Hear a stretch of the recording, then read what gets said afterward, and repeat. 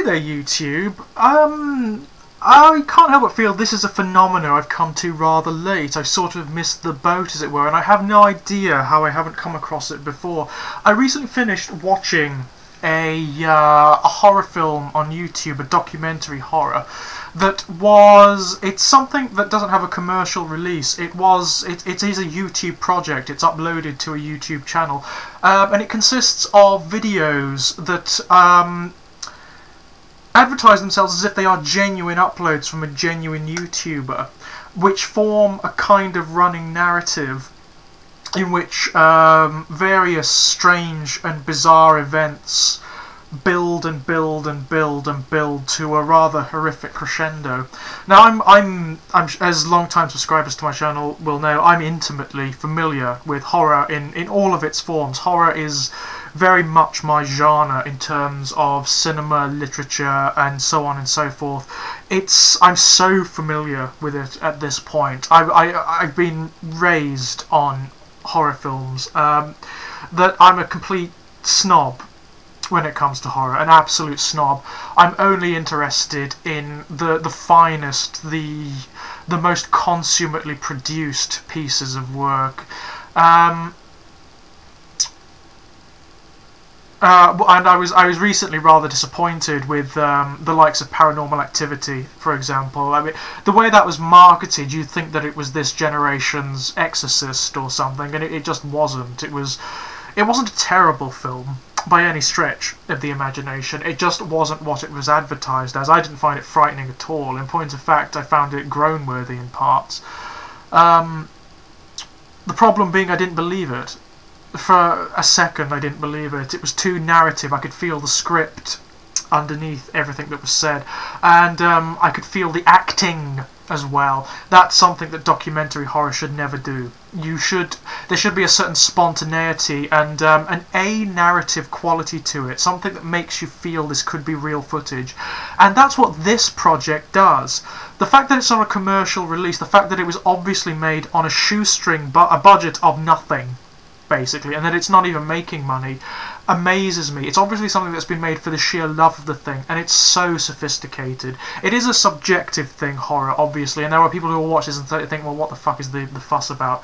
But for me, this is the kind of horror that shakes me to my core. I love it. The kind of horror that suggests narrative, that doesn't explicitly state what's happening and doesn't have there isn't any clear motivation for the events that are happening. That really terrifies me. I think a mistake a lot of horror films make is in motivating the killer, the monster, or whatever, for whatever reason. It's something that the remake of the Texas Chainsaw Massacre made, when they motivated Leatherface. The whole thing about the original Texas Chainsaw Massacre is you don't understand why these people are doing what they're doing. They are just insane. It's something that Thomas Harris did as well. It's a mistake Thomas Harris made with Hannibal. Hannibal is very frightening in the first two books and in the first two films because he has no motivation.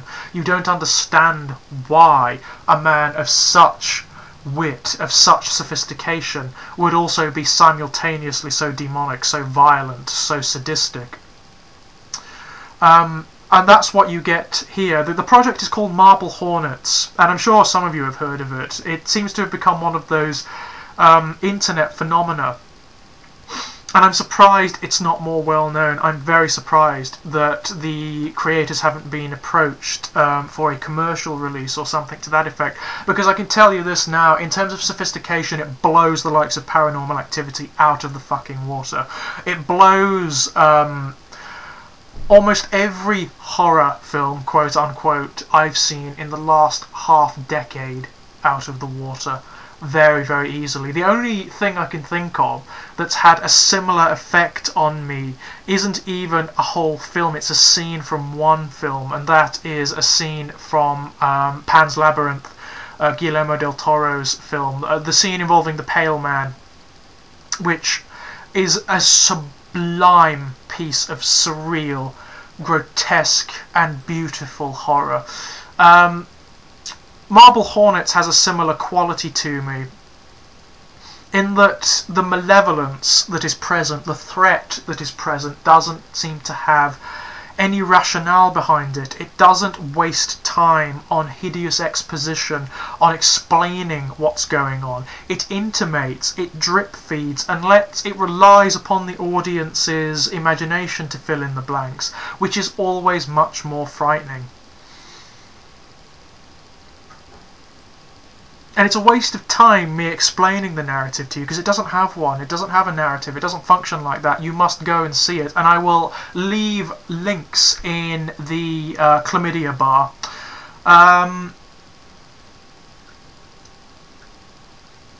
To the channels where there are pertinent videos. There are 2 channels. I think there may be others as well. There's Marble Hornets and ToTheArk. And ToTheArk is another YouTuber who is involved in the narrative, a very, very sinister figure indeed, and his videos are some of the more surreal elements. He is very, very threatening indeed. It has to be seen to be believed. It is a wonderful piece of work, and I found through some research that it refers to a wider mythology that it predates the actual film, which again built up on the internet, the mythology of the Slender Man. I'd never heard of this character before, but the Slender Man is the most wonderful thing. He is an urban myth, a creature that was born on the internet out of nothing, absolutely nothing. Apparently some random thread on some forum called somethingawful.com, some sort of competition where users were asked to doctor photographs to make them look scary, and the Slender Man was built out of this. This is where it came from, but the mythology has transcended the internet and seeped out into wider culture. It has taken root in the psyche and become this post-millennial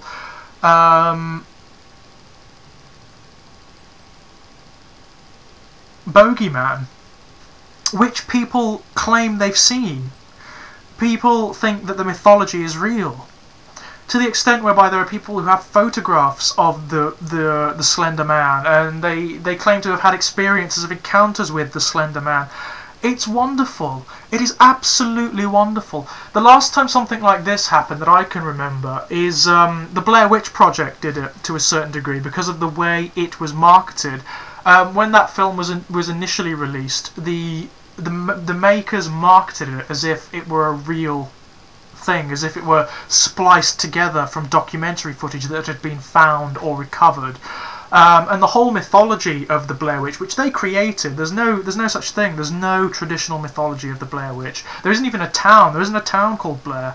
But they made it up, and people believed it. People still believe it to this day. They believe that the Blair Witch is real.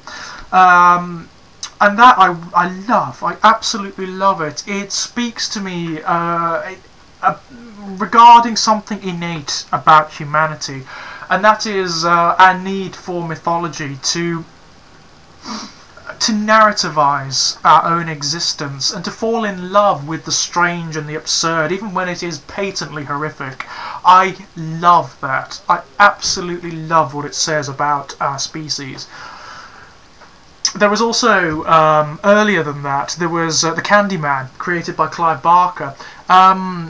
There's a great story on the Candyman DVD that Barker tells about how he got a very angry letter from an academic who studied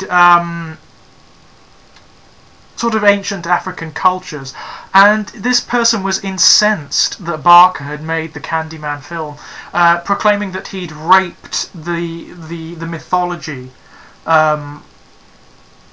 for his own ends, to which Barker's response was, no, I didn't rape the mythology because I made the mythology. The Candyman didn't exist before Barker created it.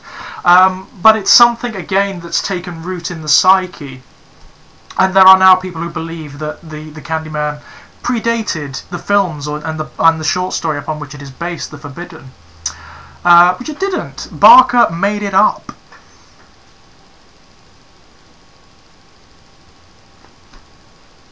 It also demonstrates just how easy it is to make something seem real. You can understand how conspiracy theories and ghost stories and whatnot take root within cultures and minds, and how easy it is. You can have access to the information. You can see the interviews with the actors from the Blair Witch Project, who within the mythology of the film are supposed to be dead. They're supposed to have been taken by the Blair Witch. But people still believe it. There's still this uncertainty. And it's something I actually really like. There's a perverse part of me that loves this fact. So yes, links in the syphilis bar to both Marble Hornets and to the Ark. Wonderful, wonderful, sophisticated film. Really deserves to have more attention.